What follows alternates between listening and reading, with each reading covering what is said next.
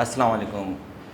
आज के जो हमारे गेस्ट हैं बेसिकली पाकिस्तानी फ़िल्म इंडस्ट्री में जिस तरह स्ट्रगलिंग कर रही है, उसके बावजूद भी उन्होंने 12 फ़िल्में डायरेक्ट कर चुके हैं, 11 फ़िल्में रिलीज़ हो चुकी हैं और एक फ़िल्म अभी पोस्ट प्रोडक्शन में। अस्सलाम वालेकुम सर। अबू अलिया साहब कैसे हैं सर? ठीक ठाक मैं हैं बिल्कुल ठीक, आप सुनाइए। सर? कैसे चल रहा है आजकल, क्या चल रहा है? आजकल बस चल रहा है, काम चल रहा है, मजदूरी चल रही है। तो आपकी एक भी पोस्ट प्रोडक्शन फ़िल्म चल रही है टकसाली। मेरी इस वक्त जो हैं दो फिल्में हैं जो रेडी टू रिलीज़ हैं और होपफुली वो इसी साल में रिलीज़ होंगी।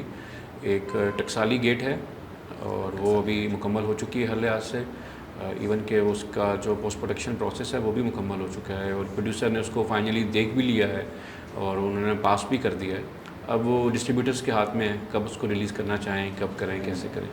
तो सर ये आपकी जर्नी कैसे शुरू हुई, मतलब फर्स्ट फिल्म से किस तरह आप इस इंडस्ट्री में आए हैं? थोड़ा सा बताएं अपनी जर्नी के हवाले से, स्टार्ट कैसे हुआ आपका? सर मैं बेसिकली जो है इस्लामाबाद बेस हूँ शुरू से, हैदराबाद का रिहायशी हूँ, इस्लामाबाद में पला बड़ा हूँ। वालिद साहब की वफ़ात हुई, मैं 15 साल का था, मुझे जॉब मिल गई उनकी जगह पे, तो फैमिली को सपोर्ट करने के लिए मैं जॉब करता रहा। फिर कुछ 10 साल के बाद जब मैं 25 साल का हुआ तो मैंने वो जॉब जो है वो छोड़ी और फिर मैं जर्नलिज़म में आया। तो मेरा ज़्यादा जो एक्सपीरियंस है कंटेंट राइटिंग का है, जर्नलिज़म का है, इस्लामाबाद में उर्दू के न्यूज़पेपर्स का है, डिफरेंट में as a staff reporter, crime reporter, court reporter, investigative reporter and all that. And then उसके बाद फिर मैं कंटेंट राइटिंग में स्विच किया और उसके बाद फिर मैं घोस्ट राइटिंग में आया। कराची के अंदर जो थे डिफरेंट कंटेंट हाउसेस के साथ मैं उनके लिए राइटिंग करता रहा हूँ, अभी भी कर रहा हूँ, कभी कभार कर लेता हूँ फ्रीलांसिंग में। और उसके साथ फिर मैंने एक फ़िल्म लिखी और जब उसको किसी ने बनाने के का बार नहीं उठाया, इस काबिल ही समझा कि इसको बनाया जाए, तो मैंने कहा मैं खुद ही बना लेता हूँ। तो कैसा, मतलब पहला एक्सपीरियंस कैसा रहा? मुश्किलात हुई या मतलब आपने इजीली, क्योंकि मुश्किलात देखें होता एज है कि वैसे आप एज अ राइटर थे, एज डायरेक्शन भी एक डिफरेंट, बिल्कुल एक डिफरेंट चीज़ है, राइटर से डायरेक्टर की तरफ आना। अच्छा, कैसा? मुझे ये लगता है कि अगर आप राइटर हैं या एडिटर हैं या आप डीओपी हैं तो डायरेक्शन आपके लिए आसान हो जाती है किसी एक डिपार्टमेंट में। जैसे मुझे 3 फिल्मों के बाद लगा कि शायद मैं उस तरीके से जो कैरेक्टर्स मैंने लिखे हुए हैं वो मैं वैसे नहीं बता पा रहा हूँ अपने एक्टर्स को, क्योंकि मुझे खुद एक्टिंग की अलग वे नहीं आती है। मैंने बहुत इंटरनेशनल सिनेमा देखा हुआ है, फॉरेन सिनेमा देखा हुआ है, मैं अच्छी अदाकारी को समझ लेता हूँ मैं, लेकिन मैं उसको एक्सप्लेन नहीं कर पाता। तो मैंने थिएटर की क्लासेस ली नापा में, नापा आर्ट्स से काउंसिल में, जो अच्छे एक्टर थिएटर के उनके साथ मैंने डिस्कशंस की। मैंने यूट्यूब से बहुत सा मैंने मवाद उठाया एक्टिंग की क्लासेस का, मेथड एक्टिंग का, मैंने वो सारा पढ़ा, मैंने उसको रिहर्स किया, मैंने अपने घर में प्रैक्टिस किया, डिफरेंट कैरेक्टर्स को अपने ऊपर तारी किया, सो दैट कि मैं एक्टर्स को बता सकूं कि मुझे क्या चाहिए। तो मुझे लगता है कि ये मुझे राइटर होने ने बहुत ज़्यादा हेल्प किया डायरेक्शन।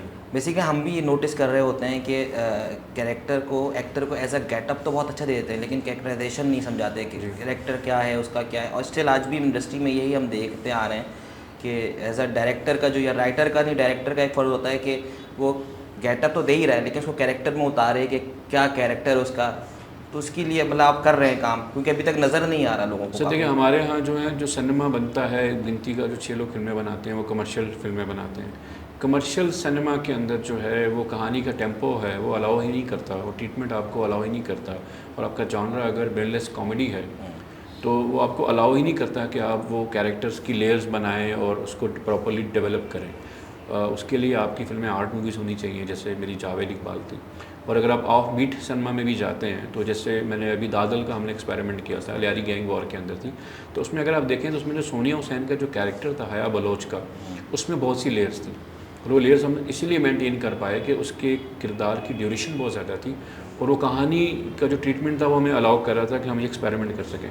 अगर दादल जो एक सिंपली एक सिली एक्शन फिल्म होती लियारी के बैकड्रॉप में तो शायद हम ये ना कर पाते।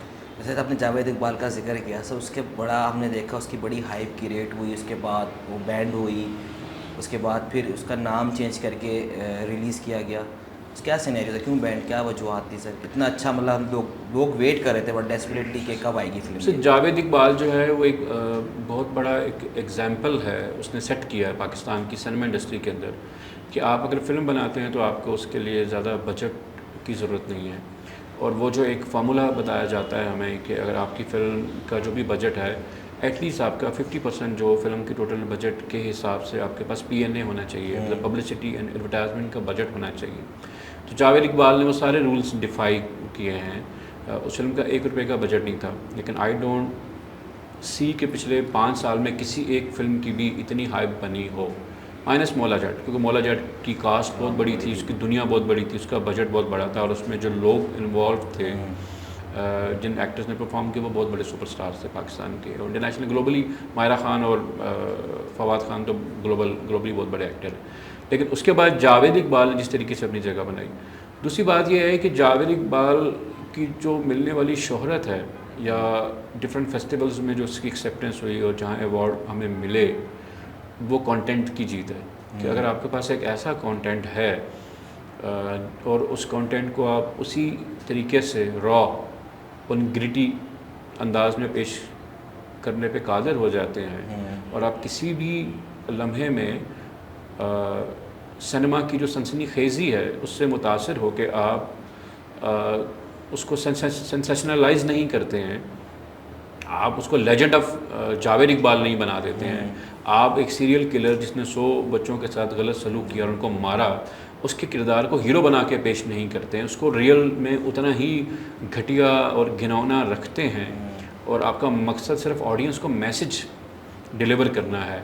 तो मुझे लगता है कि हम वो मैसेज किसी हद तक कर पाए हैं। यही एक रीज़न था कि जब सेंसर बोर्ड ने और पंजाब गवर्नमेंट ने और फेडरल गवर्नमेंट ने 1 साल तक उस फिल्म को बैन रखा, 1 साल के बाद उसको बहुत ज़्यादा काट पीट कर कुछ 15 से 16 मिनट की फ़िल्म को काटने के बाद और उस फिल्म को हमें अलाउ किया, तो हम उस पर भी खुश थे कि एटलीस्ट कुछ ना कुछ तो एक मैसेज जाएगा लोगों को और कहीं ना कहीं जाएगा। आई एम हैप्पी कि मुझे उस फिल्म ने शनाख्त दी।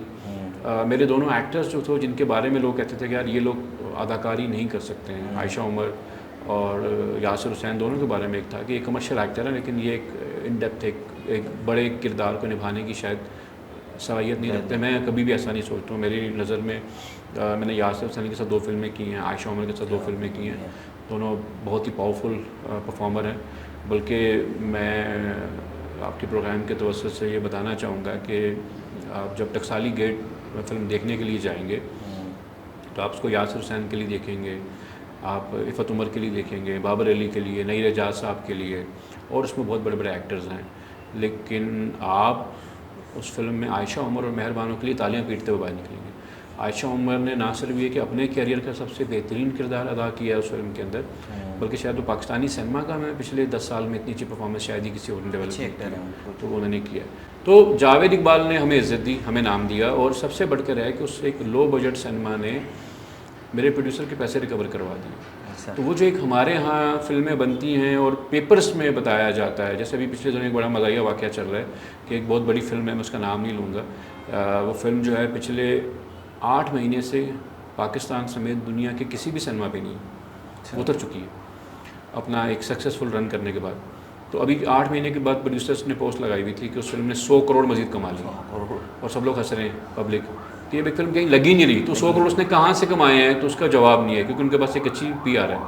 तो मैं ये इसी बात के ऊपर हंसता हूँ कि इस साल वाहिद एक जावेद इकबाल है जो ब्रेक इवन के ऊपर गई तो सबने पैसे पूरे किए, और नॉन ईद रिलीज़ में वाहिद मेरी फिल्म सुपर पंजाबी है जिसने प्रोड्यूसर्स को पैसा कमा कर दिया। लेकिन क्योंकि हमारे पास PR फर्म नहीं है तो ये बात बताने वाला कोई नहीं है। अभी आपने मुझे बुला लिया तो इसी बहाने मैं बता रहा हूँ, वरना शायद ये भी बात सामने ना आती।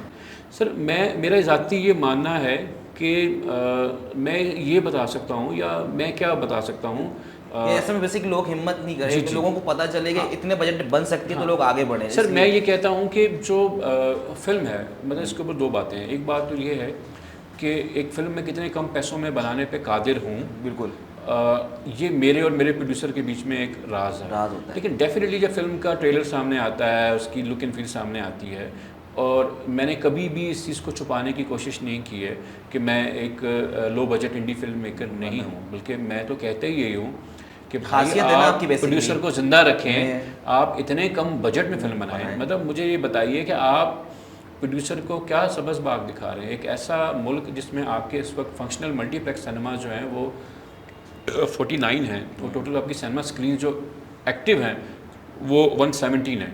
तो 117 सिनेमा स्क्रीन्स के ऊपर आप जब 10 करोड़ रुपया प्रोड्यूसर से लगवा लेते हैं तो क्या आम आदमी को तो ये बात नहीं पता तो रिकवर होगा कि एक 100 रुपया जो सिनेमा से आपको रिटर्न होता है उसमें प्रोड्यूसर की जेब में सिर्फ 30 रुपये जाते हैं, ठीक है। 50 रुपये जो है वो सिनेमा वाला ले जाता है और 50 से 55 और बाकी 10 से 15, 15 से 20, 18 रुपये जो हैं वो आपका डिस्ट्रीब्यूटर ले जाता है। तो वो 100 रुपये में से जो 25 से 26, 28 रुपये आप रिटर्न करवा रहे हैं, यानी कि तो आपकी अगर एक फिल्म 10 करोड़ की है, 10 करोड़ की है, तो अगर वो 28 करोड़ कमाएगी एक्चुअली तो आपका प्रोड्यूसर ब्रेक इवन पे जाएगा, ठीक है। सेकंड, हमारे यहाँ क्योंकि फिल्म की असली फिगर्स देने का रिवाज नहीं रहा है। यहाँ पे आप एक पीआर फर्म हायर करते हैं और वो एक टेम्पलेट्स पहले से बना के रख लेते हैं कि 3 दिन के बाद हम ये बिज़नेस शो करेंगे, 6 दिन के बाद ये करेंगे। लास्ट आपके सामने छोटी ईद के ऊपर जो एक फिल्म, बहुत बड़ी फिल्म आई थी, उसकी जो बॉक्स ऑफिस जो वो लोग क्लेम कर रहे थे और जो मार्केट से जो उनके जो कंपेटिटर थे वो उसको साबित कर रहे थे विद फिगर्स के, नहीं आपके और इसके फिगर्स के बीच में कुछ 15 करोड़ रुपए का फ़र्क आ रहा है। लेकिन यहाँ पे क्योंकि ड्राइंग रूम में बैठे हुए 4 लोग अपने लिए फ़िल्म बनाते हैं, खुद ही देखते हैं, खुद ही खुश होते हैं, और पीआर और अपनी एक छोटी सी एक फर्जी दुनिया उन्होंने बनाई हुई है, तो they don't care at all. यही देयर इज़ द रीज़न कि इस साल छोटी ईद के ऊपर पाकिस्तान की किसी फिल्म ने ब्रेक इवन तक नहीं किया। और मेरी फिल्म तो बहुत लो बजट थी, दादल, लेकिन कुछ बड़ी बजट की फिल्में भी थी, और बड़ी ईद के ऊपर सिर्फ एक फिल्म है जिसने पैसा कमाया और वो हमारी नहीं थी, वो कैरी ऑन जट्टा थी, ठीक है। आप इस चीज़ को समझिए कि हमारी जो इंडस्ट्री है वो कराची के जो ड्रामा से रिलेटेड लोग हैं उनके हाथ में है। इतना वाज़ह आपके पास मिसाल मौजूद है, पिछले साल मौला जट ने जितना बिज़नेस किया, पंजाबी फिल्म थी, इंटरनेशनली उसको इज़्ज़त मिली। इस साल ईद के ऊपर कैरी ऑन जट्टा 3 का बिज़नेस उठा के देख लें, नॉन ईद के ऊपर आप सुपर पंजाबी का बिज़नेस उठा के देख लें, लेकिन इसके बावजूद आपकी इंडस्ट्री और इसके जो ऊपर लोग बैठे हुए हैं वो ये एक्नॉलेज करने से कादिर हैं कि पंजाबी ज़ुबान में बनने वाली फ़िल्म या पंजाब के कल्चर पे बनाई जाने वाली फ़िल्म ज़्यादा पैसे कमाती है अगर आप किसी और बनाएं। अगर आप हमारी उर्दू फीचर फिल्म्स का फीचर नहीं है वैसे भी। उर्दू फीचर फिल्म भी अगर आप पंजाब के कल्चर पे हो, यानी कि अगर आप पंजाब नहीं जाऊंगी और लंदन नहीं जाऊंगा उठा के देख लें, तो वो पंजाब के कल्चर के बारे में फिल्में थी, उनकी लैंग्वेज जो सी वो उर्दू में थी, एक कैरेक्टर ऐसा तो रखते हैं वो चली। सो अब इसमें आप ब्लेम नहीं कर सकते हैं। तो प्रॉब्लम ये है कि जब आपका जो सिनेमा का बॉक्स ऑफिस है वो 80% पंजाब से आ रहा है और उसका भी 80% सिर्फ लाहौर से आ रहा है, तो फिर आप वो फिल्म क्यों बनाएंगे? जब मैं सिंधी कल्चर के बारे में मैं एक सिंधी फिल्म बनाने जा रहा हूँ भोपो, लेकिन उसमें पंजाब के रहने वाले को क्या इंटरेस्ट है? और सिंध के अंदर सिनेमा ही कोई नहीं है। एक सिनेमा लाड़काना में है, शायद उसके 3 स्क्रीन हैं, कभी चलता है कभी नहीं चलता है। तो अब मैं उसके ऊपर उसको कितना हैवी बजट रख सकता हूँ? तो मैं रिस्क क्यों ले रहे हैं आप? ये मैं इसलिए रिस्क ले रहा हूँ कि एक तो वो कम बजट में बन सकती अच्छा। है, दूसरी बात ये है कि वो जो कहानी है वो थर पार्कर के अंदर एक ट्राइब है उसके बारे में है। तो being a realist film maker मुझे लगता है कि इस कहानी को मुझे सिंधी ज़ुबान में ही बताना चाहिए, लेकिन मैं ये भी चाहता हूँ कि हर आदमी उस फिल्म को देखकर एंजॉय करे, तो मैं उस फिल्म को उर्दू में भी डब करूँगा फॉर द पाकिस्तानी ऑडियंस। लेकिन जैसे आप लोग नेटफ्लिक्स, अमेज़ॉन के ऊपर, मतलब ऐसा कौन सा पाकिस्तानी होगा जिसने स्क्विड गेम्स नहीं देखी, जिसने डार्क नहीं देखी, बिल्कुल ऐसा, जिसने मनी हाइस्ट नहीं देखी? एक फ़िल्म फ्रेंच में थी, स्पेनिश में थी, एक जर्मन लैंग्वेज में थी, एक कोरियन में थी। तो लैंग्वेज समझना आना अब बैरियर नहीं रहा है। आप हम सब लोग आदी हो गए हैं इंग्लिश सबटाइटल्स के साथ फिल्मों को देखने में। तो मकसद यह है कि उस कहानी को उसकी रूह के साथ कोशिश करना। देयर इज़ अ रीज़न कि आप 60s, 70s, 80s, 90s से लेकर आज तक की दिहाई को उठा के देखते हैं, तो आपका हमसाया मुल्क जो ईरान है, जिसमें सेंसरशिप की पाबंदियाँ आपसे 1000 गुना ज़्यादा हैं, जिनके पास बजट ना होने के बराबर है, और सख्ती इतनी है रियासत की कि आपको स्क्रिप्ट भी अप्रूव करवाना पड़ेगा। शूटिंग तो बहुत बात की बात है, लेकिन वो पूरी दुनिया का उनके जो फिल्म मेकर्स हैं वो पूरी दुनिया के फेस्टिवल्स पे राज कर रहे हैं, ठीक है। आप मुझे अपना एक पिछले 50 साल में कोई एक फिल्म मेकर बता दें कि जिसकी फ़िल्म जो है वो जा रही हो। आपके पास शायद जमील दहलवी साहब की या किसी एक आध फिल्म मेकर की, ज़ियाउद्दीन साहब की किसी एक आध कोई फिल्म होगी जो शायद किसी फेस्टिवल में गई, वरना ऐसा बिल्कुल भी नहीं है। अभी आपकी सारी फिल्मों में से 2 से 3 फिल्में रिलीज़ नहीं हो सकी। एक लॉकडाउन है, एक once upon a time Karachi है, और तीसरी कोई फिल्म है। मेरी जो लॉकडाउन मेरी जो पहली फिल्म थी वो भी बैन थी, आरफा के नाम से थी। अच्छा, आरफा के नाम से। आरफा जो है उसको बाद में रिलीज़ किया हमने तेवर के नाम से, वो हमें अलाउ कर दिया गया कि आप नाम चेंज करें।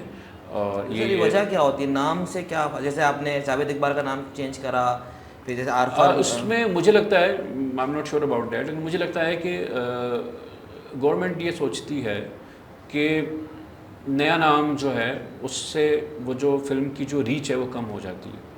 यानी कि आज भी अगर आपको जानना है सीरियल किलर जावेद इकबाल के बारे में, तो आप जावेद इकबाल लिखेंगे तो शायद वो 1000 लिंक्स खुल जाते हैं। बिल्कुल ऐसा ही है। लेकिन जब आपने फिल्म का नाम कुकड़ी कर दिया है, अब आप जब कुकड़ी लिखते हैं तो वो 4-5 मुर्गियों की तस्वीरें आ जाती हैं, ठीक है। अच्छा, आपकी बुक का भी नाम है। हाँ, और नून लीग के एक लीडर उनकी तस्वीर आ जाती है, और फिर हमारी फिल्म का भी जिक्र आ जाता है। तो शायद इस किस्म के भी होते हैं कि नाम चेंज करके आप उसकी वो करते हैं। जैसे आरफा का हमें उन्होंने कहा था कि आरफा के नाम के साथ बहुत सी कंट्रोवर्सीज़ हैं कि ये फिल्म स्टेट के ख़िलाफ़ थी वगैरह वगैरह, और जब हम गूगल पे आरफा फिल्म पाकिस्तानी लिखते हैं तो बहुत कुछ उसमें आ जाता है। बिल्कुल। तो आप नाम चेंज कर दें, हमने नाम चेंज कर दिया, हमें कोई फ़र्क नहीं पड़ा इस चीज़ से, लेकिन फ़र्क पड़ता है ऑडियंस को। मतलब आज ऐसे भी लोग मुझे मिलते हैं, आप पहले नहीं हैं, मुझे ऐसे लोग मिलते हैं जो कहते हैं आपकी उस फिल्म का क्या बना आरफा का। देन एक्सप्लेन टू देम कि नहीं भाई वो तो तेवर के नाम से रिलीज़ हो गई। तो लोगों को पता ही नहीं चला, बैंड हो गई आरफा। हाँ, ये होता है। जावेद इकबाल भी क्योंकि सबकी नज़र थी और मीडिया ने हमें बहुत सपोर्ट किया उसकी हवाले से, जितनी बार वो बयान हुई, री रिलीज़ की बातें हुई, तो लोगों को पता लग गया यार कि ये कुकड़ी के नाम से अब लगने जा रही है। वैसे बैंड में जैसे भी तमाशा ज़िंदगी भी, जैसे उनकी भी एक फिल्म थी जो बैंड हो गई, फिर उन्होंने बेचारा दिल बर्दाश्ता होकर इरफान कुसर साहब ने रिलीज़ कर दी। तो ये इशूज़ हमेशा ऐसे ही रहता है आपके साथ है या मतलब सबके साथ है? आप अभी साइम सादिक की फिल्म उठा के देख लें, जॉय लैंड, उसका क्या हाल हुआ पाकिस्तान में। पंजाब में बैन रही, सिंध में लगी, फेडरल में थोड़ी सी लगी माइनर कटिंग के साथ, और इंटरनेशनली उसने पैसे बना लिए। मुझे लगता है कि हम लोग मैं जब ईरान में गया, अभी तेहरान होके आया लास्ट ईयर, तो मैंने वहाँ पे, वैसे तो मैं देख रहा हूँ ईरानियन सिनेमा, आप भी देख रहे हैं, लेकिन मैंने वहाँ पे, मैं फ़ारिग था तो मैंने ईरानियन के साथ बैठ के बहुत सी मैंने वहाँ की उनकी मूवीज़ देखी सिनेमाज़ में। वहाँ का सिनेमा कल्चर बहुत ज़्यादा एक्टिव है। तो आई रियलाइज़ कि दुनिया में ऐसी कोई कहानी नहीं है जिसको कहने का तरीका ना हो। तो मैंने पहले भी कई कहा, और मैं आज आपके प्रोग्राम के से पॉडकास्ट के तवज्जुह से भी कहना चाहता हूँ कि जावेद इकबाल को अब अगर मैं लिखता तो मैं ऐसा लिखने पे कादिर हूँ कि शायद उसका एक लफ्ज़ भी सेंसर ना हो। कहानी कहने का तरीका होना चाहिए। समटाइम्स आपकी कहानी बहुत ब्रूटल होती है। मुझे लगता है कि ज़िंदगी तमाशा को भी किसी तरीके से ऐसे कहा जा सकता था कि आप बात कह भी जाते। कमली फ़िल्म जो थी सरमद साहब की, वो ज़िंदगी तमाशा से ज़्यादा हार्ड हिटिंग सेंसिटिव इशू के ऊपर थी, लेकिन वो कहानी कहने का तरीका बड़ा मज़े का था, तो लोगों को बात भी कह गए और लोगों को पसंद भी आ गई। न्यूज़ में पढ़ा था आपके सीक्वल 2 आ रहा जावेद इकबाल का, एक मैं बताता हूँ आपको। तो टकसाली गेट का जो इशू है वो बहुत सेंसिटिव है, जावेद इकबाल से कहीं ज़्यादा सेंसिटिव कहानी है। लेकिन जो मैंने सीखा ईरानियन सिनेमा के भी रिसेंटली स्क्रिप्ट पढ़ के, क्या नहीं, बात कह के निकल जाओ, आप ऐसा नहीं, आप फिल्म प्रोड्यूसर के पैसे फंसाने के लिए मत बनाओ। तो मैंने उससे सीखा।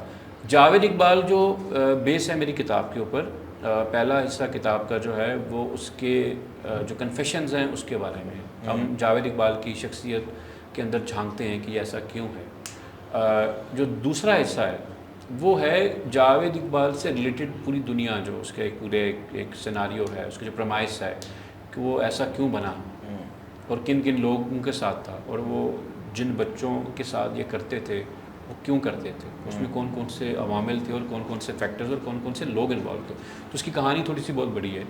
जावेद इकबाल जो है वो एक सीरियल किलर की कहानी है, 1 जो हमने बता दी है। जावेद इकबाल 2 जो है वो एक माँ की कहानी है जो अपने बच्चे को खोजने के लिए निकली है, और जावेद इकबाल जो है वो जेल में जाने से पहले बता चुका है उसको कि तेरा बच्चा अभी मरा नहीं, जिंदा है।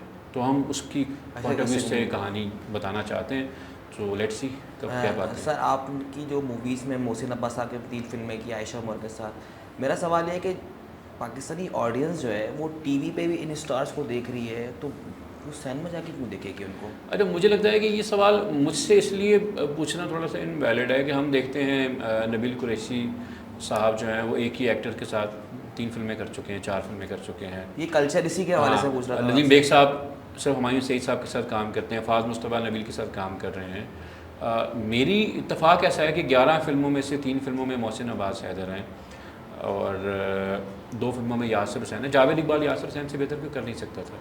नहीं, और जावेद इकबाल में ही मेरी आयशा उमर के साथ इतनी अंडरस्टैंडिंग डेवलप हुई एज एन एक्टर डायरेक्टर, एक बहन भाई की हैसियत से, कि मुझे लगा कि टकसाली गेट का ये जो कैरेक्टर है ये आयशा उमर के अलावा कोई नहीं कर पाएगी। तो इस तरह से भी होता है। लेकिन मैंने कुछ एक्सपेरिमेंट भी किए हैं, यानी कि मैंने हम सब एग्री हैं, हम जब बैठते हैं किसी जगह पे, आप यहाँ बैठे, अभी हम चाय पियेंगे, हम बैठेंगे तो आप भी कहेंगे कि यार सलीम महराज से बड़ा एक्टर पाकिस्तान में कोई नहीं है। बिल्कुल ऐसा ही है। उसकी जो लेंथ है, उसकी जो रेंज है एज एन एक्टर, बहुत बड़े एक्टर हैं। लेकिन, और ये बात पाकिस्तान का हर फिल्म मेकर कहता है, हर ड्रामा मेकर कहता है। लेकिन सलीम महराज साहब के कैरियर में बतौर लीड हीरो एक ही फिल्म है जो मैंने उनको दी, कतक्षा। तो वो इज़्ज़त जो सलीम महराज को ऑफ द कैमरा मिलती है, मैंने ऑन कैमरा सलीम महराज को वो इज़्ज़त ऑलरेडी दे चुका हूँ। हमारे यहाँ ये एक है कि हमारे यहाँ सारी कास्टिंग जो है वो इंस्टाग्राम के फॉलोअर्स को देख के कर ली जाती है। जब कुछ छोटे मोटे कैरेक्टर रह जाते हैं तो आप ऑडिशन कॉल कर लेते हैं। ठीक है सर, मैं वाहिद आदमी हूँ जिसने उधम पटक फिल्म के लिए ऑडिशन लिए, और मैंने ऑडिशन में से, और शनो गए फिल्म में भी ऑडिशन लिए, और मैंने ऑडिशन से बिल्कुल नए लड़कियों और लड़कों को लेके फिल्म में लीड हीरो और लीड हीरोइन का कैरेक्टर दिया। तो मैं ऑलरेडी एक्सपेरिमेंट अपनी कैपेसिटी में कर रहा हूँ, करता रहा हूँ और करता रहूँगा। मोहसिन अब्बास हैदर के साथ जो once upon a time Karachi मैंने की, वो उस वक्त मुझे लगा कि ये एक सूटेबल है, लेकिन वो जो कैरेक्टर मोहसिन अब्बास हैदर ने किया वो कोई भी कर सकता था। दादल फिल्म में जो कैरेक्टर मोहसिन अब्बास हैदर ने किया वो मेरी चॉइस नहीं थी। वो कैरेक्टर मैंने यासिर हुसैन के लिए लिखा था, और उस फिल्म में एक बॉक्सर का कैरेक्टर था जो मोहसिन अब्बास हैदर के लिए था। मोहसिन ने लड़के मुझसे वो कैरेक्टर लिया पुलिस वाला कि मुझे ये करना है, मेरी चॉइस नहीं थी। सुपर पंजाबी में मोहसिन अब्बास हैदर को लेना मेरी मजबूरी थी। हमें एक ऐसा एक्टर चाहिए था जो पंजाबी बिल्कुल फैसलाबादी स्टाइल में, और उसकी कॉमिक टाइमिंग और वो चीज़ें मोहसिन अब्बास में कूट कूट के भरी हुई थी। तो ये एक सर आपका एक है कि आप बड़े, आपने जो दो तीन फिल्में ऐसी बहुत शॉर्ट टाइम में बनाई है, 10-15 दिन में। आपने लॉकडाउन का मैंने सुना था आपका बहुत कम टाइम में बनाई, फिर सुपर पंजाबी भी थी। तो सर कैसे मैनेज कर लेते हैं 10-15 दिन के अंदर आपने फिल्म बना दी? सर इसके ऊपर ना एक बड़ा फन फैक्ट है। हमारे सुपर पंजाबी के जो प्रोड्यूसर हैं मोहतरम सब्जुल मलिक साहब, उन्होंने किसी जगह एक प्रेस कॉन्फ्रेंस में भी ये बात की, जहाँ ठाकुर साहब ने भी 5-6 जगहों पे ये बात पब्लिकली कर दी है। नॉर्मली प्रोड्यूसर नहीं बताते हैं, लेकिन उन्होंने कर दी कि सुपर पंजाबी जो है उसमें 4 गाने हैं और 2 घंटे 10 मिनट की फ़िल्म है, और ये फ़िल्म जो है 15 दिन में बनी है। तो मैंने उसका जवाब ये दिया था, और मैंने उनको यही कहा था कि भाई बात ये है कि वो 15 दिन में शूट हुई है, लेकिन उससे पहले वो जो हमने 3 महीने का पेपर वर्क किया, पूरी फिल्म को एडिट किया पेपर के ऊपर, स्टोरी बोर्ड बनाया, मैं और मेरा DOP जो है, मेरा जो गैफर है, मेरा जो आर्ट डायरेक्टर है, हम पूरी टीम एक लोकेशन के ऊपर जो 5-5 दिन हमने लगाए, वो भी आप काउंट करें तो वो फिल्म को 50 दिन लगे हैं।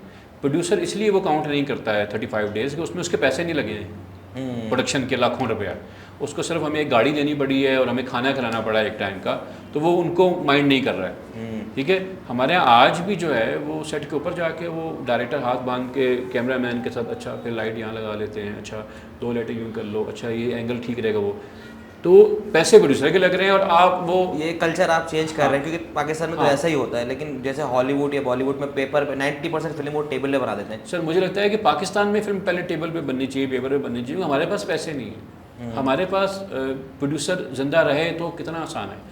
मतलब जावेद अहमद काके पोतो साहब के साथ मैंने 3 फिल्में बनाई हैं। ठीक है, वो जो पैसे लेके आए थे वो एक फिल्म के लिए था, और जिस आदमी के साथ वो फिल्म बना रहे थे वो आदमी उनसे कह रहा था कि आधे पैसे आप लेकर आए, आधे पैसे भी आपको और अरेंज करने पड़ेंगे। और आपने और उनके साथ मैंने 3 फिल्में बनाई उन्हीं पैसों में, और उनको पैसे वापस मिले। सो वो सर्वाइव कर गए। तो मुझे लगता है कि प्रोड्यूसर जिंदा रहेगा तो हम सब जिंदा रहेंगे। सर फिल्म इंडस्ट्री में सिनेमा मालिकान और डिस्ट्रीब्यूटर कितना इन्फ्लुएंस है? अगर ये मिलके फिल्म भी रोक देते हैं, या क्या रोल है इनका? अगर आप इंडी फिल्म मेकर हैं और आप एक ऐसे बैकग्राउंड से आए हैं कि आप को पैसा नहीं है और आपकी ख़ानदान में भी कोई पीछे आदमी नहीं है आपको पुश करने के लिए, तो इसके ऊपर आप इंडस्ट्री से नफ़रत नहीं करें। मैं एक स्ट्रगलिंग डायरेक्टर हूँ, और मेरे सामने एक डायरेक्टर आता है जो करोड़पति है, और उसके बाप जो है वो बहुत ज़्यादा, उसके पास पैसे हैं, वसाइल हैं, रिसोर्सेज हैं, और वो 15 करोड़ रुपए लगा के फ़िल्म बना लेता है, तो डेफिनेटली वो अच्छी फ़िल्म बनाएगा। लेकिन इस बेस के ऊपर कि उसके पास मुझसे बेहतर रिसोर्सेज हैं और उसका जो फैमिली बैकग्राउंड है मुझसे ज़्यादा फाइनेंशियली स्ट्रॉन्ग है, मुझे उनसे नफ़रत करने का कोई हक़ हासिल नहीं है। पूरी दुनिया में कमर्शियल सिनेमा बनता है, उसके साथ एक ऑफबीट सिनेमा बनता है। जहाँ हम यश चोपड़ा को और करण जौहर को और आदित्य चोपड़ा को सराहते हैं, सनी लीला बंसाली का जो लार्जर दैन लाइफ सिनेमा है 500 करोड़ का, उसके ऊपर हम खड़े होकर क्लैप करते हैं। वहाँ हम अनुराग कश्यप को भी इज्जत देते हैं, हम संजय मिश्रा की फिल्मों को भी देखते हैं, हम विशाल भारद्वाज के सिनेमा के हम बहुत बड़े फ़ैन हैं। गुलजार साहब का सिनेमा उठा के देख लें, उसमें कोई पैसा नहीं लगा हुआ, एक कहानी है और उसके हिसाब से आपने कैरेक्टर उठाए हैं। वो आजकल के दौर में जो टेक्नोलॉजी इतनी आसान हो गई है, लोग उठते हैं और मोबाइल के ऊपर आपकी शॉर्ट फिल्में बनती हैं और वो दुनिया फिल्में बन रही हैं। ठीक है, अभी अदिल वली रईस उठा आपका लियारी से, उसने उठा के एक शॉर्ट फिल्म बना ली, साइलेंट फिल्म बना ली और वो 15 से 20 अवार्ड जीत कर आ गई और मीडिया ने उसको कवरेज भी दी। तो अदिल वली रईस से आप पूछे ना कि यार आपके फिल्म को बनाने पे तो जो पैसे लगे तो लगे, लेकिन ये जो आपको नाम मिला, जो फेम मिला, इस पर आपको कितने पैसे लगे? 1 रुपया नहीं लगा। कंटेंट में इतना दम था तो सब ने उसको हाईलाइट किया। हमारे यहाँ जो ROI मॉडल है, इसने इंडस्ट्री को तबाह कर दिया। मैं अगर फिल्म 50 लाख में भी बनाने जाता हूँ तो भी मुझे वो रिटर्न ऑफ इन्वेस्टमेंट का मॉडल देना है, और उस ROI मॉडल ने कि फिल्म पे जो पैसा लगाने वाला है वो रिकवरी उसको चाहिए, तो फिर वो कहता है कि अच्छा इसमें एक आइटम नंबर भी डाल दें, इसमें एक रेप सीन भी डाल दें, इसमें 2 मुजरे भी डाल दें, तो फिर वो फिल्म की वो शक्ल बन जाती है जो उसकी नहीं होनी चाहिए। सर आपकी इतनी सारी 12-11 फिल्मों में आपकी सबसे पसंदीदा फिल्म कौन थी जो आपने बनाई और जो आपको पसंद ही नहीं है? अपनी फिल्म पसंद कभी कभी नहीं आती आपको कि आपने बना दी, लेकिन सर मेरी एज अ फिल्म मेकर मेरी जितनी फिल्में हैं वो सिर्फ टकसाली गेट को छोड़ के, सुपर पंजाबी को भी आप कह सकते हैं, वो समझौतों का हमालियाँ हैं। यानी कि एज अ फिल्म मेकर आपके पास एक कहानी है और आपको लगता है कि यार इस फिल्म को, इस कहानी को मुनासिब तरीके से ऑडियंस को दिखाने के लिए मुझे 100 रुपये चाहिए, तो 100 रुपये नहीं है, आप मजबूर हैं उस फिल्म को 20 से 25 रुपये में बनाने पे, डेफिनेटली फिर आप कॉम्प्रोमाइज़ करते हैं, कास्टिंग पे करते हैं, प्रोडक्शन डिज़ाइन पे करते हैं, इक्विपमेंट चॉइसेस पे करते हैं, साउंड डिज़ाइन पे करते हैं, कलर ग्रेड पे करते हैं, आप बहुत डिपार्टमेंट्स में कॉम्प्रोमाइज़ करके आप एक फिल्म बना के लेके आते हैं, तो कभी आप उससे सेटिस्फाई नहीं होते हैं। और अगेन ये वैसा ही है कि जब वो फिल्म बना के सिनेमा पे लगा लेते हैं, जैसे मेरी जो पहली फिल्म कतक्षा थी, जब वो लगी सिनेमा के ऊपर, तो एक साहब आए, उन्होंने कहा मैंने आपकी फिल्म देखी, उसमें ना मुझे यहाँ उसमें ये कमियाँ नज़र आईं। मैंने कहा आपको सिर्फ ये बस 5 खामियाँ नज़र आईं? मैंने कहा भाई उसमें 105 खामियाँ हैं, आए मैं आपको बाकी 100 बताता हूँ। तो मैंने एक सांस में उसको सारी चीज़ें बता दी। मैंने कहा इट्स अ प्रोसेस, ठीक है, हर फिल्म मेकर का मुकाबला उसका अपने साथ होता है। कतक्षा परफेक्ट फिल्म नहीं थी, लेकिन क्या तेवर कतक्षा से बेहतर थी? यस। क्या वंस अपॉन टाइम कराची तेवर कतक्षा से बेहतर होगी? यस। मैंने पहली पंजाबी फिल्म बनाई shortcut, second Punjabi super Punjabi के नाम से बनाई, अब मैं मैंगो जट बनाने जा रहा हूँ। तो शॉर्टकट मेरी फिल्म मुझे बहुत पसंद आई, सुपर पंजाबी उससे बेहतर थी क्योंकि मेरी सेकंड फिल्म थी, मैंने उस फिल्म से सीखा। अब जो मैंगो जट बनाने जा रहा हूँ मैं वो, तो प्रोसेस ये है कि मैं अपनी हर फिल्म से आप क्या सीख कर निकले हैं, ये एक है। अगर आपकी अपनी फिल्म पिछली फिल्म से बेहतर है तो इसमें, जैसे मैं अक्सर कहता हूँ कि मैंने एज अ राइटर बहुत पहले से अपने आप को डिस्कवर कर लिया था कि मैं एक वर्क इन प्रोग्रेस राइटर हूँ और मुझे मेहनत की ज़रूरत है और मैं करूँगा। लेकिन एज अ डायरेक्टर मैंने फिल्म लॉकडाउन से अपने आप को डिस्कवर किया। अनफॉर्चुनेटली वो फिल्म लोग नहीं देख पाए, वो इतने अच्छे से रुकी हुई है, शायद अब लग जाए या कुछ हो जाए। तो एक टाइम आता है आप डिस्कवर करते हैं। और मेरे पास एक एडवांटेज है जो मेरे साथ जो बाकी लोग काम कर रहे हैं इंडस्ट्री में, जो मुझसे बहुत बेहतर फिल्म मेकर्स हैं, बेहतर राइटर्स हैं, बड़े नाम हैं, उनके पास वो एडवांटेज नहीं है कि मैंने हर बजट में फ़िल्म बनाई है और मैंने हर जॉनर में फ़िल्म बनाई है। मैंने हॉरर कॉमेडी बनाई है, मैंने साइकोलॉजिकल हॉरर पे काम किया है, मैंने थ्रिलर बनाया है, मैंने ड्रामा बनाया है, मैंने रेप रिवेंज पे फिल्म बना ली है, मैंने साई-फाई कॉमेडी बना ली है, मैंने एक एक्शन कॉमेडी बना ली है, मैंने रोमांटिक कॉमेडी, मैं हर किस्म के जॉनर में काम कर रहा हूँ, तो उससे मैं सीख रहा हूँ। तो सर बाकी जो लोग हैं वो सेफ खेल रहे हैं। आप फिल्म लिखते वक्त या बनाते वक्त टारगेट ऑडियंस देखते हैं या बस आपको वो फिल्म आपको लगता है कि ये एक अच्छा मैसेज है मुझे बनाना चाहिए, या फिर एक दिमाग में कमर्शियल मूवीज है कि ऑडियंस को क्या पसंद आएगा? नहीं सर, मोस्टली ये होता है कि बस आप, ये होता है सबके साथ होता है, आप भी राइटर हैं, आपको भी पता होगा कि कहानी होती है ना वो आपके दिमाग में चिपक जाती है, कुछ कहानियाँ होती हैं चिपक जाती हैं, ठीक है। मैं एक हॉरर कॉमेडी एक फिल्म वेब सीरीज़ बनाना चाहता हूँ, हॉरर कॉमेडी, थर पार्कर के बैकड्रॉप में। मैं गया वहाँ पे और वो एक लो बजट आइडिया मेरे पास, मैंने वहाँ पे रैकी की, मैंने चीज़ें देखी, मैंने कहा हाँ तो फिल्म बनाना बड़ा आसान काम है। वहाँ पे मैं एक आदमी से मिला एक मंदिर में, और एक नया ख्याल मेरे जहन में आ गया। मैं वापस आया, अब वो जो स्क्रिप्ट है वो उधर को उधर ही पड़ा हुआ है। अब मैं अगली फ़िल्म लिख कर और मैं भोपू के नाम से फ़िल्म बनाने जा रहा हूँ, मैं वो करने जा रहा हूँ। तो बाज़ दफ़ा कहानियाँ खुद आके आपसे टकरा जाती हैं, ठीक है। बाज़ दफ़ा आप खुद कोशिश करते हैं कि बेहतर। जैसे मैं अब तीसरी पंजाबी फ़िल्म करने जा रहा हूँ, तो मेरे पास एक लिस्ट है कि मैंने कौन कौन सी गलतियाँ की शॉर्टकट में और कौन कौन सी अच्छी चीज़ें मैंने की सुपर पंजाबी में, तो मैं मिक्स करके आप उसको एक तीसरी फिल्म में वो करूँगा। तो ये भी एक प्रोसेस है आपका सीखने का अमल है। इंडस्ट्री में वैसे देख रहे हैं हम कि फेवरेटिज्म भी है और कास्टिंग काउच के बारे में भी बड़ा होता है, किसी ना किसी के साथ कोई चल रहा है। तो एज अ डायरेक्टर कभी आपके साथ सुना नहीं इस तरह, तो आपने खुद को कैसे महफूज किया हुआ इस चीज़ से? सर मैं शादीशुदा आदमी हूँ, अपनी मैरिड लाइफ से बड़ा खुश हूँ। मेरी 2 बेटियाँ हैं, मेरा एक बेटा है। मैं अपनी फैमिली के साथ, मैं बेसिकली इस्लामाबाद में मेरी रिहाइश है, लेकिन जैसे ही मुझे यहाँ पे काम मिलना शुरू हुआ और 2 फिल्मों के बाद मैंने तीसरी फिल्म के शूट पे मैं गया, तो सबसे पहले मैं अपनी फैमिली जो है वो इस्लामाबाद से कराची लेकर आ गया, ठीक है सर। दूसरी बात यह है कि हर फील्ड में अच्छे बुरे लोग होते हैं और उनकी चीज़ें होती हैं, लेकिन मेरा ये मानना है कि अगर इस फील्ड में काम करने वाली जो लड़कियां हैं, अगर वो ना चाहें, चाहे वो आप एक्ट्रेसेस हैं, चाहे वो प्रोडक्शन प्रोसेस में काम कर रही हैं, तो किसी की ज़रूरत नहीं है कि वो उनको हाथ लगा सके। मेरे साथ जावेद इकबाल में जो असिस्ट किया, वो सना सहर ने मुझे असिस्ट किया। सना खुद माशाल्लाह सब डायरेक्टर बन चुकी है, अभी उन्होंने एक ड्रामा सीरियल डायरेक्ट किया है, couldn't be happy more. Sunita Bhavani हैं, मैं उनको लेके आया आर्ट डायरेक्शन में। अब वो आलमोस्ट हर बड़े सीरियल की वो आर्ट डायरेक्शन कर रही हैं, फिल्मों की आर्ट डायरेक्शन कर रही हैं। तो मैंने जितनी फीमेल्स के साथ काम किया, ठीक है, ऐसा नहीं है कि मैंने सोनिया हुसैन के साथ काम किया और आयशा उमर के साथ काम किया, तो इफ़त उमर साहिबा के साथ काम किया, तो वो मेरे बारे में अच्छी बात करेंगे, she is a super star. अगर मैं गलत आदमी हूँ या मेरे दिल में कोई गलत ख्याल है भी है, तो मेरी ये ज़रूरत ही नहीं है कि मैं उनसे ऐसी बात कर सकूँ। वो मुझे उड़ा के रख देंगे, वो लोग मेरा कैरियर तबाह कर देंगे, ठीक है। लेकिन मैंने जितने नई लड़कियों के साथ काम किया है, चाहे ऑडिशन से पिक की हैं, और मैंने उधम पटक में हीरा उमर के साथ काम किया, और मैंने शनोगए में एक मरीना लड़की है उनके साथ काम किया, वो मैंने ऑडिशन से पिक की थी। तो मैं उन लड़कियों के साथ भी उतनी इज़्ज़त के साथ बेटा और बहन कह के बात करता हूँ, जैसा मैं सोनिया हुसैन या आयशा उमर के साथ काम करता हूँ। तो मैं उसके ऊपर डिफ़ाइन नहीं करता। फेवरेटिज्म है सर, फेवरेटिज्म सबका होता है। मतलब मैं अपनी बात करता हूँ कि मुझे आप अभी मैं मैंगो चट के लिए मैं मुझसे आप पूछा किसको लेना, मेरा मोहसिन अब्बास को लेते हैं दोबारा। मोहसिन मेरा दोस्त है, मुझे उसके साथ काम करने में मज़ा आता है, हमारी एक अंडरस्टैंडिंग डेवलप हो जाती है। अब काम करते हुए आप प्रेशर ले लेते हैं चीज़ें। यासिर के साथ मैंने 2 फिल्में की हैं, मैं भी तीसरी फिल्म को भी प्लान करूँगा। आयशा जी के साथ एक प्रोजेक्ट में हमारी बात चल रही है। लेकिन ये फेवरेटिज्म नहीं है, ये है ये भी गलत है, ये है कम्फर्ट जोन। यार वो एक एक्टर है, वो मुझे, और एक्चुअली ऐसे एक्टर हैं जो आपको तंग करते हैं और ऐसा तंग करते हैं कि आपकी सोच है।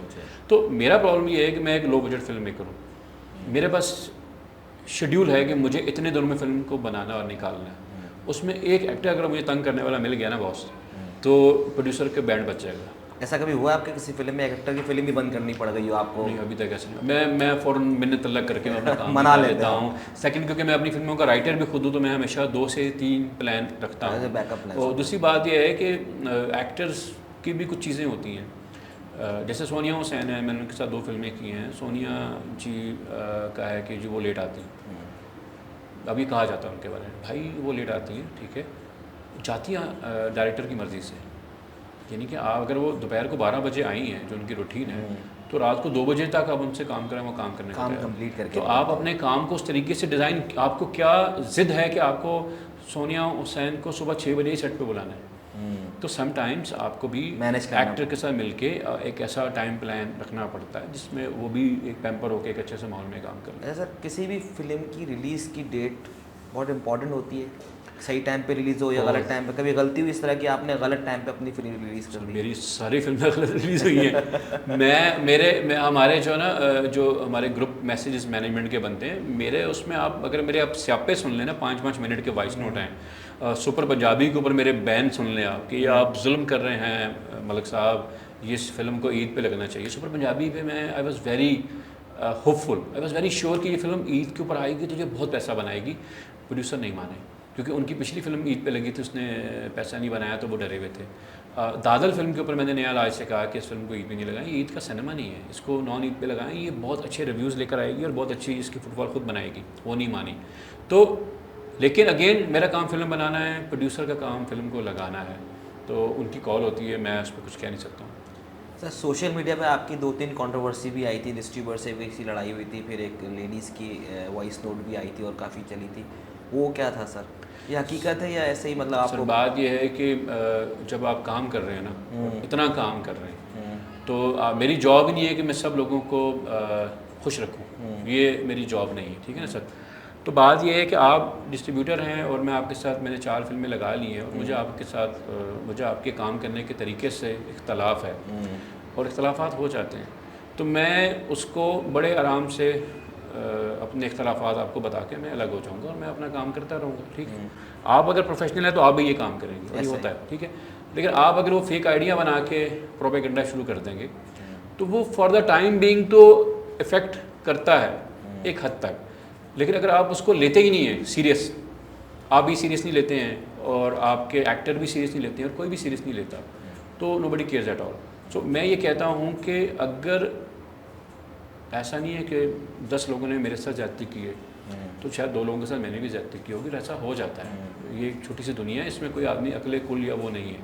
लेकिन बात यह है कि मैं एक इंडी फिल्म मेकर हूँ, मैंने आज तक अपनी कोई फिल्म प्रोड्यूस नहीं की है, तो मैं आपको 4 ऐसे प्रोड्यूसर्स के नाम बता सकता हूँ कि जिन्होंने मुझे पैसे नहीं दिए, कि मेरे पैसे देने हैं। फिल्म इंडस्ट्री में पेमेंट्स का बड़ा इश्यू होता ठीक है, है, लोग हाँ, ऐसा हमने सुना है कि हाँ। अबू अली साहब की फिल्म में लोगों को पैसे नहीं मिल रहे, ये भी ठीक है, हाँ, तो अबू लिया क्योंकि डायरेक्टर है तो वो आप कहेंगे कि अबू लिया की फिल्म में पैसे नहीं मिले, लेकिन अबू लिया प्रोड्यूसर नहीं है। अब अबू लिया से पूछेंगे, अबू लिया कह रहा मुझे भी नहीं मिले, ठीक है। दूसरी बात ये है कि मेरा जो काम करने का तरीका है, मतलब एक तो ये है कंट्रोवर्सी, अब हम आते हैं फैक्ट्स के ऊपर। अच्छा, मेरा काम करने का तरीका बड़ा सिंपल है सर, मेरा तरीका है कैश, कि भाई मैं एक्टर के पास जाता हूँ और मैं कहता हूँ, मैं डीओपी के पास जाता हूँ, मैं हर डिपार्टमेंट के हर आदमी के पास जाता हूँ और मैं कहता हूँ भाई कि आपका जो मार्केट रेट है वो 100 रुपये है, चार्जेस के या आपकी सर्विसेज के, मेरे पास है ही नहीं, मेरे प्रोड्यूसर के पास सिर्फ 2500 रुपये, लेकिन ये आपको मिलेंगे।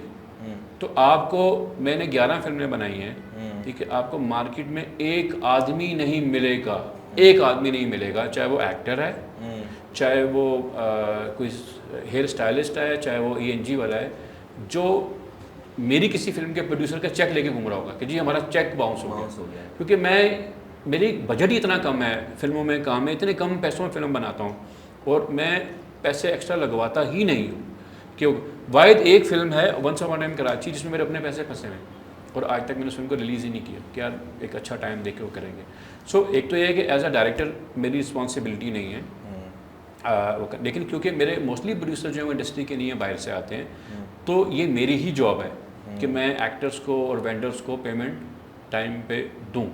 तो कंट्रोवर्सी और रूमर्स से हटकर मैं बड़ा सिंपली, बड़े मज़े का आपको यहाँ बैठ के बता रहा हूँ, ठीक है, कि भाई मार्केट में एक भी आदमी आपको नहीं मिलेगा जो मेरा चेक। नॉर्मली होता है ये कि सब आपको जानते हैं, प्रोड्यूसर को जानते नहीं, वो लेकिन फिल्म आ रही है। हाँ, लेकिन वो प्रोड्यूसर के भी पैसे नहीं बनते, मतलब हम बताएंगे कि डिस्ट्रीब्यूटर ने हमारे पैसे देने हैं, ठीक है। मेरी अभी जो 3 फिल्में हैं, लास्ट जो फिल्में हैं वो एवरेडी पिक्चर्स ने रिलीज़ की और एवरेडी पिक्चर्स को शायद सिनेमा से अभी तक पेमेंट क्लियर भी नहीं हुई, लेकिन एवरेडी पिक्चर्स ने मेरे प्रोड्यूसर्स को पैसे क्लियर कर दिए। तो मार्केट में प्रॉब्लम हमारे यहाँ ये है कि 4 लोग अच्छी बात करते हैं तो उसको बताने वाला कोई नहीं है, और एक आदमी गलत बात करता है तो उस पर, क्योंकि हम गॉसिप वाली कौम है तो कर लेते हैं। जैसे मैंने आपको बता दिया है कि आपको सब ये बताएंगे कि यार इस साल जो है बड़ी ईद के ऊपर जो है वो 5 फिल्में पाकिस्तानी लगी और वो फ्लॉप हो गई, ये बात तो सब बता रहे हैं। कोई ये नहीं बता रहा है कि नॉन ईद के ऊपर सुपर पंजाबी आई थी, उसने पैसा कमाया है। वो एक पॉजिटिव इमेज तो कहीं ना कहीं बिल्ड किया जा सकता है, वो हम करने को तैयार नहीं। अच्छा सर, कोई ऐसा स्क्रिप्ट आपने लिखा हो लेकिन वो बनाया नहीं है कि सही टाइम पे बनाऊंगा, जो दिल के करीब होता है ना एक राइटर राइटर के, मुझे वैसा एक्टर नज़र नहीं आ रहा, ऐसा वो कैरेक्टर नहीं मिल रहा जिसको मैं ऐसा कास्ट करूँ, ऐसा कोई स्क्रिप्ट ऐसा लिखा है? सर मेरे 2 स्क्रिप्ट हैं, बहुत मज़े के हैं, मैंने लिखे हुए हैं। एक स्क्रिप्ट जो है उसको बनाने के लिए जो पैसा चाहिए, यानी कि मेरे ऐसा आदमी भी कह रहा है यार कि जो कंप्रोमाइज़ का बादशाह है, खैर इस पर तो कंप्रोमाइज़ नहीं करना एक हद से आगे, तो वो पैसे अभी मुझ पे मार्केट में कोई लगाने को तैयार नहीं है। तो मैं वेट कर बिग रहा हूँ। बजट है। बिग बजट है, अच्छा नहीं बेहतर बजट, फाइन बजट है। अभी जो हालात सिनेमा के ना, प्रॉब्लम ये नहीं है कि बजट बढ़ गए हैं, प्रॉब्लम है कि अब जो एक नॉर्मल स्टैंडर्ड फिल्म बनती है ना 5 करोड़ की, अब उसका भी इन्वेस्टर भाग गया है। आप इससे अंदाज़ा लगाएं ना कि आपके पाकिस्तान के 5 बड़े फिल्म मेकर्स हैं, यासिर नवाज़, वजाहत रऊफ़, क्या नाम है, हसन ज़िया, नबील कुरैशी, नदीम बेग, ये हर साल आने वाले लोग हैं। इस साल नहीं आए 2023 में, 5 लोग हैं। तो कहीं ना कहीं तो मसला है, मसला कुछ भी नहीं है। ये एक प्रॉपर फिल्म मेकर हैं, कमर्शियल फिल्में बनाते हैं, इनकी फिल्मों ने पैसा मार्केट में पहले भी बना के दिया है प्रोड्यूसर्स को, अभी भी लोग इनकी फिल्में देखने जाते हैं, बड़े बड़े एक्टर्स इनकी फिल्मों में काम करते हैं। प्रॉब्लम ये है कि लोग अब पाकिस्तानी सिनेमा देखने के लिए घर से निकलने को तैयार नहीं। इसकी क्या वजह है सर? मतलब मैं यही सवाल करना चाह रहा था कि ऐसा हम ऐसा क्या करेंगे? मतलब सर इसकी वजह सिंपल सी वजह ये है कि आपका जो टिकट है वो 1000 रुपये का हो चुका है, आपका पॉपकॉर्न जो है वो कोल्ड ड्रिंक के साथ जो है 500 रुपये का हो चुका है। 5 लोग अगर फैमिली के घर वाले जा रहे हैं तो आना जाना मिला के सब मिला के 10,000 रुपये की आपकी पक्की पड़ गई है। तो 10,000 रुपये का कल्चर जो है वो छोटी ईद और बड़ी ईद का हो सकता है, वो हर फ्राइडे का कल्चर नहीं हो सकता। ठीक है, आप इंडिया के अंदर आप उठा के देख लें कि गदर ने अभी जो है 300 करोड़ की ओपनिंग ले ली है भाई। इसकी वजह है कि वहाँ का अभी भी सिनेमा जो है 70 रुपये से 100 रुपये पे अटका हुआ है। मासेस को आपने वाइप आउट कर दिया है, लोअर मिडिल क्लास जो असल था सिनेमा पे जाने वाला वो गायब हो गया। अब मल्टीप्लेक्स ऑडियंस है सर, वो निकलेगी बारबी देखने के लिए, ओपनहाइमर देखने के लिए। में इंडिया में तो सिनेमा जो 1000 लाखों सिनेमा बेसिकली नहीं सर, सिनेमा में है लेकिन थाउजेंड्स के अंदर जो है उसके अंदर जो है वो 5000 सिनेमा अगर मल्टीप्लेक्स है, लेकिन 5000 जो है वो सिंगल सिनेमा स्क्रीन है आम आदमी के लिए। वो 70 रुपये का टिकट अभी भी मिल रहा है, 250 रुपये का मल्टीप्लेक्स वाला भी चल रहा है, 70 रुपये और 100 रुपये का भी टिकट है, और वही असल में पैसा बनाते हैं, वही लोग स्टार बनाते हैं। वो यहाँ पे ख़त्म हो गया। आपको तो उसके लिए कुछ कर रहे हैं आप लोग के? कुछ सिनेमाज बने? कोई कुछ नहीं कर, आखिरी शायद कैपरी भी बंद हो गया है, बंद होने वाला है सिंगल स्क्रीन आखिरी सिनेमा। कैपरी बंद हो गया आपका। ठीक है, अब जो कैपरी में फ़िल्म देखने वाला था वो कभी नहीं कहता था कि भाई वो फलां फिल्म लगेगी तो मैं कैपरी जाऊँगा। वो उसको हर जुम्मे वो कैपरी आता था और वो जाता था और देखता था यार 3 फिल्में लगी हैं, इनमें से जो मुझे देखनी है मैं पिक कर लूँ। टिकट भी इतना है महंगा नहीं वहाँ, क्योंकि टिकट महंगा नहीं था, टिकट सस्ता है तो लोग जाएंगे। आप अभी भी सिनेमा का टिकट आधा कर दें। मेरा एक सवाल है तमाम सिनेमा मालिकान से, और मैं अक्सर करता हूँ हर जगह पे उनके सामने बैठ के भी, कि सर आपका जो सिनेमा ऑन हो गया है, एसी ऑन हो गया है, आपका प्रोजेक्टर ऑन हो गया, आपकी सैलरीज आप वही पे कर रहे हैं, तो आपको क्या मज़ा आता है कि आपकी जो फिल्म लगी हुई है वो 10 लोग बैठ के देख रहे हैं, बिल्कुल बाकी सीटें खाली क्यों पड़ी हुई हैं? यार वो शुरू की जो 5 लाइनें हैं उसका टिकट 100 रुपये कर दो, आम आदमी यहाँ बैठ यूँ करके देख लेगा यार। अच्छा सर, मैंने ये भी तो देखा है ना, इंग्लिश फिल्म अगर लगती है तो ऑडियंस कैसे आ जाती है? नहीं सर, इंग्लिश भी हर ऑडियंस में नहीं आती। मार्वल की सर 3 फिल्में आई, लोग नहीं देखने आए। वो फिल्में ऑडियंस को देखने आती हैं जिनके साथ लोगों की एसोसिएशन है, जैसे मिशन इम्पॉसिबल है, हम कब से उसके पार्ट्स देखते आ रहे हैं, टॉम क्रूज के तो हम दोबारा देखने को तैयार हैं, fast and furious. Sir English फिल्में देखने के लिए सिनेमा में जाते हैं लोग, उस टाइम तो काफ़ी क्राउड होता है, पाकिस्तानी फिल्मों के टाइम ये क्राउड कहाँ चला जाता है? सर इंडियन इंग्लिश सिनेमा जो है, इवन अगर आप बॉलीवुड की फिल्में लगाएंगे तो लोग सलमान खान और शाहरुख खान को देखने के लिए भी चले जाएंगे। वो जो सिनेमा है अभी भी हॉलीवुड की जो 80% फिल्में आती हैं, लगती हैं, उतर जाती हैं, पता भी नहीं चलता। जब कतक्षा फिल्म मेरी रिलीज़ हुई थी और उसने 1 करोड़ का बिजनेस किया था, तो उसकी हेडलाइन यही थी कि पहली हॉरर फिल्म जिसने पाकिस्तान से 1 करोड़ रुपये कमाया। इससे पहले नहीं कमा पाई थी कोई, हॉलीवुड की बड़ी फ्रेंचाइज भी पाकिस्तान में नहीं कमा पाई थी। तो ओपनहाइमर और बारबी जैसे जो एग्जांपल्स हैं, मिशन इम्पॉसिबल या फास्ट एंड फ्यूरियस, जो पिछले इतने सालों से लोग उनसे उनके डिफरेंट पार्ट्स के साथ या उनके एक्टर्स के साथ रिलेटेड हैं। अदरवाइज़ हॉलीवुड की हर फिल्म भी यहाँ से पैसा नहीं बना रही है, एक बात तो ये होगी। दूसरी बात ये है कि मौला जट ने फुटफॉल बनाया था, तीफा एंड ट्रबल ने फुटफॉल बनाया था, नॉन ईद के ऊपर हमारी बिल्कुल जून में फिल्म आई थी और सुपर पंजाबी, उसको पंजाब में लाहौर में लोगों ने देखा, उसको पसंद किया। मेरा ये है कि टिकट ना होने के बावजूद भी लोग फ़िल्म देखने चाहेंगे, लेकिन आप अपनी फ़िल्म की जो यूएसपी है वो उसका कंटेंट अगर रखेंगे तो लोग देखने जाएंगे। आप टीवी के एक्टर्स को लेकर एक फ़िल्म बनाएंगे और वो फिल्म वैसे ही एक रवायती कहानी है, सिर्फ उसमें नाम आपने टीवी के थोड़े हिट स्टार ले लिए हैं, तो ऑडियंस को उससे कोई गर्ज नहीं है। उन एक्टर्स को वो टीवी पे भी देखने को तैयार है। क्या वजह है कि जावेद इकबाल में जो आयशा उमर और यासिर हुसैन है, उसको लोग देखने के लिए सिनेमा पे गए। उसकी वजह यह है कि जैसा यासिर हुसैन मैंने दिखाया वैसा आपको वो उसके इंस्टाग्राम पे और जो जो ड्रामास में वो काम कर रहा है वैसा वो नहीं मिला आपको। आयशा उमर जो थी वो जो खूबसूरत के तौर पे आती हैं और वो एक हाउस होल्ड नाम है, सब लोग देखते हैं बुलबुले। तो आयशा उमर उसमें जो पुलिस वाली बनी थी वो बहुत ही कन्विंसिंग बनी थी।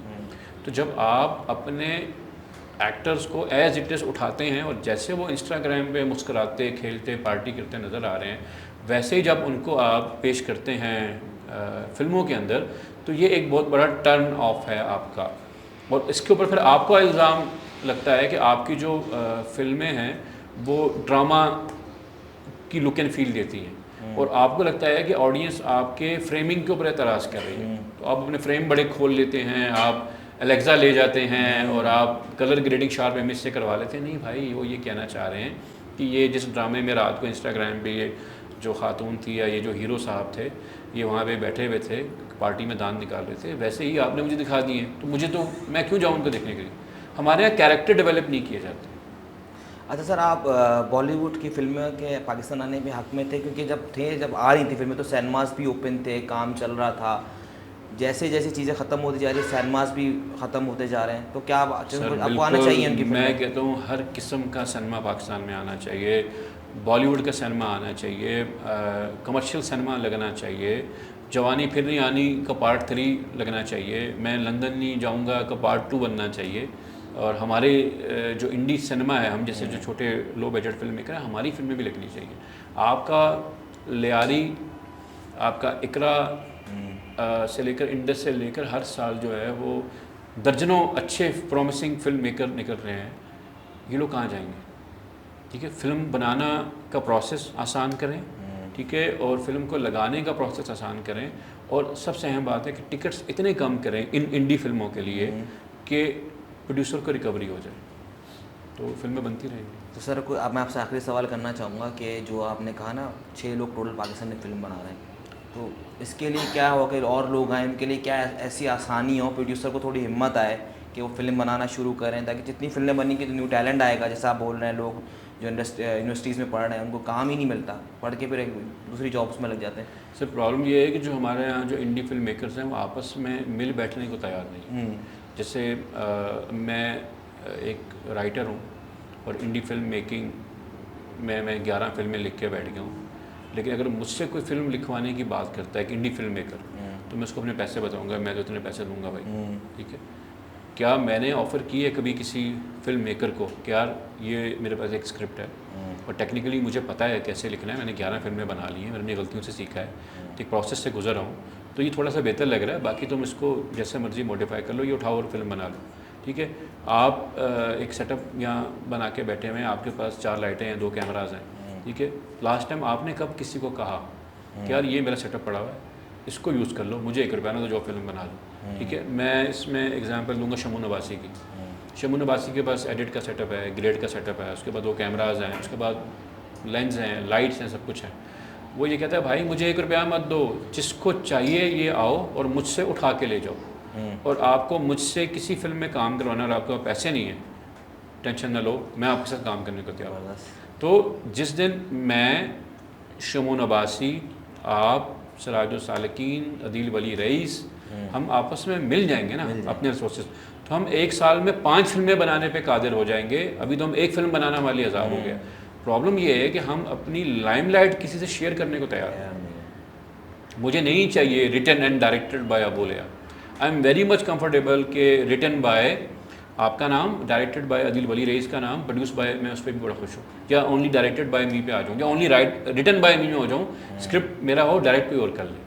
जब आप अपनी क्रिएटिव जो फेम है ना उसको जब शेयर करने की आदत डाल लेंगे ना सर, और आप अपना सामान जो है वो अवेलेबल कर लेंगे। वी ऑल नो दैट यार कि एक लाइट जो 1 हफ्ते से यहाँ बंद पड़ी हुई है उसको इस्तेमाल में लाना ही हमारे लिए बेहतर है, ख़राब हो जाएगी। हाँ, तो जब आप उसके ऊपर आ जाएंगे ना सर तो हो जाएगा। मैं चाहता हूँ कि आप चाहते हैं, मैं चाहता हूँ कि पाकिस्तान की इंडस्ट्री ग्रो करे, तो इंडी सिनेमा को इज़्ज़त दें। इंडी सिनेमा को इज़्ज़त देनी है तो एक दूसरे को हेल्प आउट करें। Thank you so much sir, आप आए। नाज़रीन, जाते हुए एक आखिरी बात कहना चाहता हूँ, अगर आप खुद कामयाब होना चाहते हैं तो दूसरों की कामयाबी का हिस्सा बने। अपना बहुत बहुत ख्याल रखें। अस्सलाम वालेकुम।